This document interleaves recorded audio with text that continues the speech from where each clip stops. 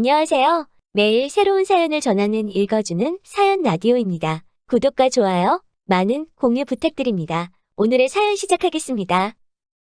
안녕하세요. 결혼 반년차 30대 초반 여자입니다. 얼마 전 개념 없는 남편과 시댁 식구 때문에 파혼했습니다. 제가 어렸을 때 저희 집은 정말로 형편이 어려웠습니다. 항상 땀에 젖어 고생하시던 아버지와 이른 아침부터 늦은 밤까지 식당 일을 하시던 어머니의 모습이 아직도 눈에 선할 만큼 고생을 많이 하셨어요. 그리고 나중에서야 아버지는 동네 막힌 하수구들을 뚫으며 돈을 벌어오셨다는 사실을 알았네요. 행여 자식들 학교에서 놀림받을까 걱정되어 일부러 먼 동네까지 가서 일하셨다고요. 긴 고생 끝에 본인만의 노하우를 익히신 아버지는 본인의 회사를 세우셨습니다. 사실 아버지가 처음에 일을 시작하실 때만 해도 하수구 청소가 무슨 돈이 되겠냐며 여러 사람들한테 싫은 소리를 많이 들으셔대요. 그러나 다행히도 그 사업이 자리를 잘 잡게 되면서 지금 벌써 20년 넘게 하수구 청소업체를 운영하고 계시고요. 그렇다 보니 이제는 관공서들과의 정기적인 계약도 있고 제법 안정적인 상태입니다. 그러다 보니 지금은 아버지에게 직접 일을 배우고 싶다며 찾아오는 젊은 사람들도 덜어 있더라고요. 그리고 현재 저는 서울 소재의 중견기업 인사팀에서 일하고 있습니다. 사실 공부를 더 해볼까 하는 생각도 있었기에 연애나 결혼에는 딱히 관심이 없었습니다. 그런데 회사 내 선배가 자기 생각해서 소개팅 한 번만 나가달라고 사정을 하더라고요. 그렇게 억지로 나가게 된 소개팅에서 지금의 남편을 만나게 된 거죠. 지금은 은퇴하신 시부모님과 함께 살고 있다는 남편은 호감형 외모에 유쾌한 사람이었어요. 매사 긍정적으로 보고 너무 진지하게 빠지지 않는 남편과 있으면 시간이 어떻게 흘러가는지 모를 만큼 즐거웠어요. 회사 생활로 지친 저에게 활력이 돼주는 사람이었죠. 그래서 남편이 결혼하자고 했을 때도 걱정보다는 앞으로 얼마나 더 즐거울까 기대만 되더라고요. 그런데 지금 생각해보면 제가 얼마나 생각이 짧았던 건지 후회가 됩니다. 결혼 이야기가 본격적으로 진행이 되면서 자연스레 시댁에도 인사를 가게 되었습니다. 전원주택에 살고 계신다던 시부모님이 실제로 거주하시는 곳은 다세대 연립주택이었고 반지하방을 쓰고 있었어요. 제가 당황한 기색을 숨기지 못하자 남편은 별일 아니라는 듯이 여기도 마당이 있으니 전원주택 아니겠어? 라고 말하며 웃어 보이더라고요. 주인집 마당이기는 하지만 어쨌든 마당이 있고 자연을 느낄 수 있으니 그게 전원주택이랑 다를 게 뭐가 있냐는 논리였어요. 하지만 이미 시부모님이 제가 올 걸 알고 계시는 상황에 집이 말한 것과 다르다고 나갈 수도 없었어요. 어이가 없었지만 따질 새도 없이 시부모님을 만나게 되었네요. 시부모님 두 분 다 다행히 저를 굉장히 반겨주셨어요. 다만 제가 사간 과일 바구니를 보시더니 이런 거 말고 고기를 좀 사오지 그랬냐며 웃으시더라고요. 다음에는 꼭 칸으로 사오라면서요. 마음이 편치는 않았지만 저도 그런 자리가 처음이라서 어떻게 해야 할지 모르겠더라고요. 그래서 알겠다고 대답했네요. 그 후에는 본격적인 호구조사가 시작되었습니다. 시모는 저에게 제 부모님이 어디서 뭘 하시는지, 제가 대학은 어딜 나왔는지 그런 걸 물어보셨어요. 저는 늘 그렇듯 그냥 작은 사업을 하신다고 말했지만 사업을 하신다는 말에 무슨 일을 하는 건지 계속해서 꼬치꼬치 캐물으시더라고요.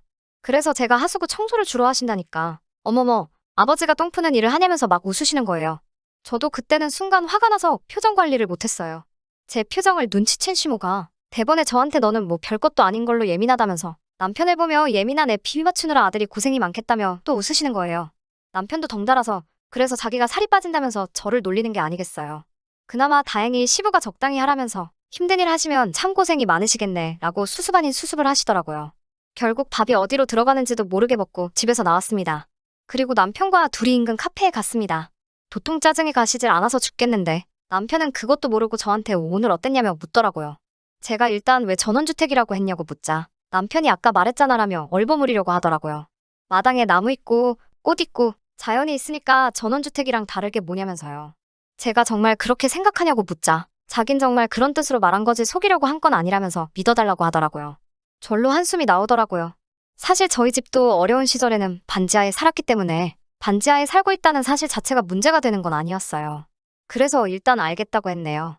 그리고 남편에게 나에 대해서 농담하는 건 괜찮지만 우리 부모님 직업을 비하하거나 하는 건 아무리 장난이더라도 하지 않았으면 좋겠다고 단호하게 말했습니다. 그러자 남편은 시모가 원래 성격이 진지하지 못하다면서 저더러 좀 이해하고 받아달라고 하더라고요. 하지만 제가 그때 좀 더 칼같이 선을 그었어야 했어요. 그 이후로 사실 결혼 준비를 하면서 조금씩 어긋나더라고요. 몇 번이고 이건 아닌데 하는 순간이 있기야 했지만 이미 직장에는 소개해준 선배 덕분에 제가 결혼한다고 소문이 파다한 상황이었고 저 또한 그런 소문을 무시할 만큼 성격이 강하지 못했기에 파혼은 생각지도 못했네요. 상견례에서 있었던 일입니다. 회사 근처에 있는 이름난 중식당을 예약했었어요. 약속 시간에서 15분이 지나 도착한 시부모님은 저희 부모님에게 늦어서 죄송하다는 말씀조차 안 하시더라고요. 기껏 하신다는 말씀이 식당이냐고 찾기도 어려운 데 있다면서 저더러 다음에는 1층에 찾기 쉬운 곳으로 고르라고 핀잔을 주시더라고요. 그리고 이윽고 음식이 나오기 시작했어요. 코스 요리에 짜장면은 없었는데 시모가 워낙 좋아한다고 해서 특별히 짜장면도 같이 나오게 해드렸거든요. 짜장면이 나오자마자 시모가 대뜸 저희 아버지에게 사돈은 맨날 똥을 퍼대시니 이런 똥같이 생긴 음식들은 쳐다도 보기 싫지 않습니까? 하고 묻는 거예요. 그러면서 혼자 뭐가 그렇게 웃긴지 박장대소를 하더라고요. 저랑 저희 부모님은 순간 이게 무슨 소린가 벙쪄서 황당한 얼굴로 그런 시모를 쳐다봤고요. 시부는 시모한테 또 저런다며 한 소리 하기는 했지만 말리지는 못했고 남편 역시 저희 아버지에게 원체 저희 어머니가 장난이 심하시다며 이해해달라고 가볍게 이야기하더라고요. 괜히 이런 기분 나쁜 농담을 하려고 일부러 짜장면을 시키셨다는 생각도 들더라고요. 저희 부모님은 음식하고는 상관없지요라고 하시며 최대한 의연한 모습을 보이셨지만 저 때문에 이런 수모를 겪으시는 것 같아서 제가 정말 눈물이 다 나더라고요. 제 눈물을 보시더니 시모는 저를 보면 너는 참 성격이 별나다. 그게 뭐라고 이렇게 유난이니? 너네 부모님이 키우느라 고생했겠어라고 말씀하시더라고요. 결국 서로 불편한 식사만 하고 별 이야기도 나누지 못한 채 흐지부지 상견례가 끝났습니다. 그날 저녁 당연히 저희 부모님은 저에게 결혼은 다시 한번 생각해보라고 하셨죠. 하지만 남편이 찾아와 시모가 지나쳤다며 자기를 보고 한 번만 용서해달라고 하더라고요. 아직 남편에 대한 사랑이 남아있었기에 저도 더 모질게 굴지 못했습니다. 그리고 경제적인 부분에 있어서는 시부모님 같은 경우 수입이 없으신 상황이었기 때문에 남편이 생활비를 보태드리고 있었어요. 저 역시 제 앞으로 남은 학자금 대출이 있었기 때문에 결혼한 이후로도 공동 생활자금을 마련해서 쓰고 그 외 부분은 서로 상관하지 않기로 했고요. 다만 결혼식 비용과 같이 살 집에 대해서는 반반씩 하기로 했었고요. 그런데 막상 살 집을 알아보기 시작하니 집값이 만만치 않더라고요. 게다가 제가 모은 돈 1억에 남편도 1억을 가져오겠다고 했으니 2억이 있었고 각자 직장이 있으니 대출받고 하면 얼추 되지 않을까 생각했는데 남편이 갑자기 1억은 어려울 것 같다고 배째라는 식으로 나오더라고요. 자기가 말한 1억에는 지금 시부모님이 살고 계신 반지하 보증금이 포함된 거라면서요. 그럼 모시고 살아야 된다고요. 제가 결국 이 문제를 친정 부모님께 말씀드렸고 그러자 친정 아버지께서 그런 시부모님까지 모시고 어떻게 사냐면서 아버지가 도와줄 테니 그 보증금은 손대지 말라고 하시더라고요. 사실 이때 과감하게 결혼을 무르던지 했어야 했는데 제가 어리석었습니다. 결국 친정 부모님의 도움을 받아서 서울 근교에 있는 정말 작은 아파트 하나를 구할 수 있었습니다. 그 와중에 남편은 공동명의로 하자고 하더라고요. 빚이 있어야 열심히 살아가는 원동력이 된다는 말 같지도 않은 소리를 하면서요. 능글능글하고 뻔뻔하게 나오는 남편의 모습에 저는 너무 화가 나서 아파트 계약을 저희 어머니 이름으로 해버렸어요. 어차피 남편이 보탠 돈은 4천만 원이 전부였고요. 그리고 그 이후에 결혼식까지는 그럭저럭 순탄하게 흘러갔습니다. 남편이 작은 소소한 것들을 본인 마음대로 해석해서 지나치게 긍정적으로 미화한 것들이 있긴 했지만 저도 이미 적응할 만큼 적응한 상태여서 그러려니 했네요. 하지만 얼마 전 시모가 다시 한번 넘지 말아야 할 선을 넘으셨네요. 얼마 전 저희 아버지 생신날 있었던 일입니다. 결혼 전에는 부모님 생신이면 제가 늘 식사를 준비했었는데 결혼하고 나니 그것도 쉽지 않더라고요. 그래서 온 가족이 밖에서 저녁 식사를 하기로 했죠. 남편한테도 퇴근하고 바로 식당으로 오라고 주소를 알려줬고요. 6시가 되고 제가 먼저 도착한 뒤 부모님도 오셔서요. 그런데 남편이 늦어지더라고요. 제가 어디냐고 전화를 걸자 남편이 시댁에 가고 있다는 거예요. 제가 오늘 우리 아빠 생신인 거 잊었냐고 하자 지금 시댁에 뭐 일이 생겼다며 빨리 가봐야 할 것 같다고 저더러 잘 이야기 해달라고 하더라고요. 제가 아버지한테 이렇게 이야기를 전하자 아버지가 그럼 너도 얼른 가보라며 저녁은 다음에 먹자고 하시더라고요.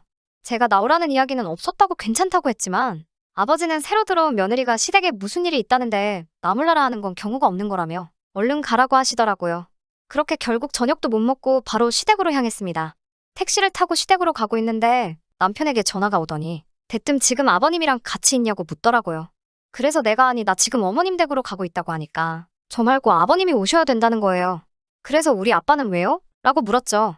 그러자 남편이 한다는 소리가 지금 주인 집 내 하수구가 역류를 하고 난리가 나면서 시어머니 집에도 난리가 났다는 거예요.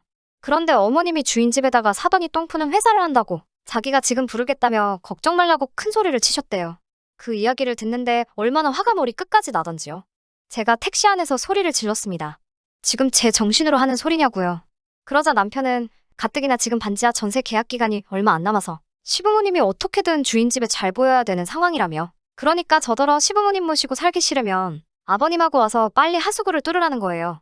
제가 아니 다른 사람 불러서 하면 되지 왜 우리 아빠를 찾냐고 소리를 지르니까 니네 아빠가 잘 뚫는다며라며 남편도 질세라 소리를 지르더라고요. 사돈한테 번번이 똥 푼다고 뭐라고 하는 것도 열받아 죽겠는데 장인 어른한테 니네 아빠라고 하는 남편의 싸가지를 보니 내가 미쳤다고 이런 인간이랑 결혼을 했나 싶더라고요. 저는 차를 돌려서 바로 저희 아파트로 향했습니다. 아파트에 도착해서 여행 가방을 꺼내 눈에 보이는 남편 짐이란 짐은 다 때려 넣었어요. 그리고는 다시 택시를 불러서 그 가방을 챙겨서 남편 시댁으로 향했습니다. 도착하니까 시어머니는 저한테 가족끼리 돕고 사는 거지. 똥푸는 기술은 아껴서 남한테 쓰는 거냐며 비아냥거리더라고요. 남편도 장인어른을 다시 봤다는 개소리를 하더라고요. 저는 하수구 역류로 똥물이 가득한 시어머님 댁에다 남편 여행 가방을 내동댕이 쳐버렸어요. 그리고는 남편에게 이제 집에 들어오지 말라고 너 같은 자식이랑 안 산다고 소리를 질렀습니다. 남편과 시부모님은 물론 작업하던 사람까지 눈이 동그래져서 저를 쳐다보더라고요. 남편은 저한테 뭔 소리냐며 나가서 얘기하자고 하더라고요. 제가 어차피 너 아파트 계약할 때 꼴랑 4천만 원 보탠 게 다지 않냐면서 그거 내가 내일 당장 돌려줄 테니까 그거 먹고 떨어지라고 소리소리를 질렀습니다. 그리고는 현관문을 나서는데 시무랑 남편이 쫓아나와서는 제 뒤통수에다 대고 똥푸한테 똥 푼다고 한 게 잘못이냐 아니면 니네 아빠를 니네 아빠라고 해서 잘못이냐며 자기들이 무슨 틀린 말을 한 거냐고 저보고 속이 좁다며 어이가 없다고 큰 소리를 치더라고요. 순간 뺨이라도 한 대 쳐버릴까 생각이 들더라고요. 그때 제 눈에 임시로 양동이로 퍼놓은 똥물이 보이대요. 저는 그 양동이를 들어서 그 모자에게 쏟아버렸습니다. 시모는 어프어프거리면서 비명을 지르고 남편은 저를 한 대 치기라도 할 듯이 손을 들어 올리더라고요. 저는 아직 제 손에 들려있던 그 양동이로 남편 머리통을 갈겨버렸습니다. 두 모자가 저를 미친 여자 보듯 쳐다보면서 서로에게 괜찮냐고 연신 물어대는 꼴을 보니 우습기만 하더라고요. 저를 고소하겠다고 고래고래 소리를 치기에 고소할 테면 하라고 했습니다. 그럼 나도 너 그 4천만 원 안 주면 그만이라고요. 사실 4천만 원도 현금으로 받았기 때문에 솔직히 받은 적 없다고 배째라 하면 그만이니깐요. 그리고 일주일이 지났을 무렵 회사 선배가 저에게 혹시 무슨 일 있냐며 저를 떠보더라고요. 저는 더 이상 회사 사람들 눈치를 보기도 싫었고요. 그래서 그동안 있었던 일을 다 말해주면서 더 이상 그 남자랑 살고 싶지 않으니까 선배도 제 이야기 그쪽에 전달하지 않았으면 좋겠다고 말했습니다. 혼인신고도 하지 않았었기에 따로 이혼 절차 밟을 것도 없었고요. 얼마 뒤에 우연히 듣게 된 바로는 결국 반지하 재계약은 못했다고 하더라고요. 자꾸 반복되는 하수구 역류 때문에 주인집이 대대적으로 공사를 하기로 했대요. 저 역시 아파트 팔고 지금 친정부모님과 다시 같이 살기 시작했어요. 비록 결혼은 이렇게 끝이 났지만 덕분에 저는 할 말은 하고 살아야 한다는 좋은 교훈을 얻었습니다. 4천만 원도 아직 돌려주지 않았고요. 남편에게선 지금도 하루에 12번은 연락이 오는 것 같습니다. 하루는 잘못했다. 다음 날은 돈이라도 돌려달라. 또는 너무한다며 몇 번씩 저를 힘들게 하네요. 시모는 여전히 고소타령이고요. 제 마음이 좀 더 편해지면 그때 돈은 돌려줄까 싶네요. 저희 부모님이 했던 것처럼 힘을 합쳐서 가난은 이겨낼 수 있다고 생각하지만 근본부터 인성이 되먹지 못한 사람들을 평생을 그렇게 살아온 사람들을 제가 무슨 수로 고쳐쓰겠어요. 저한테 꼬리표 하나는 남겠지만 후회가 남지 않는 선택이라고 생각합니다. 긴 이야기 들어주셔서 감사합니다. 오늘의 사연은 여기까지입니다.